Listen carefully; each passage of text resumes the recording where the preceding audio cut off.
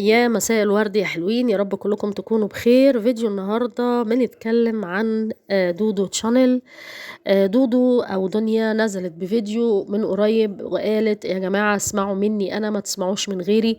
طبعا عارفين إن هي في طلاق بينها وبين أبو أولادها، وطبعا محمد يعني طليقها عمال بيحاول يقول لها نرجعوا، طب نروح دار الإفتاء ونشوف سبب الطلاق، نشوف نحاول ان احنا نرجع لبعض، نحاول. قالت يا جماعة انا متطلقة منه ب3 قسايم، ب3 طلقات بائنة.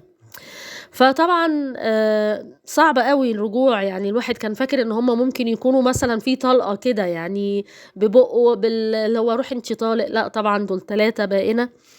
فهو الواحد بس لو متضايق او الواحد حزين على حال محمد وعلى حال دنيا برضو، ان محمد دلوقتي اخيرا بيقولك طب والعيال، طب بنتي سلين نازل استوريهات يا عيني كلها عياط وبكى على الانستجرام.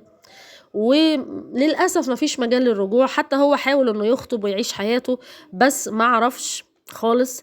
وبقى يشكر في ياسمين اخت صدفة، وبقى يقول كويس ان هي هترجع لجوزها عشان الولد، وانا لو يعني زي اللي كأنه بيقول ايه، يا ريتني انا عملت كده من زمان. بالنسبة لياسمين طبعا وابو سليم، المفروض ان هي قالت انها هترجع.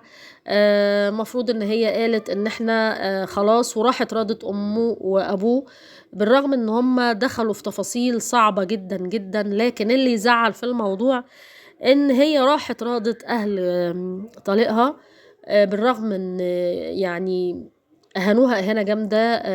يعني كشفوا الستر في كل حاجة في الفيديوهات زي ما احنا كنا بنشوف، وما شفناش فيديو ان حد رضى امها، ان حد رضى اخوها اللي اتضرب في وشه واتفتح، وان حد رضى اهلها كلهم. محدش، ابو سليم ما راحش رضاهم. نتمنى ان هو يروح ويراضيهم، لان اهلك لا تهلك.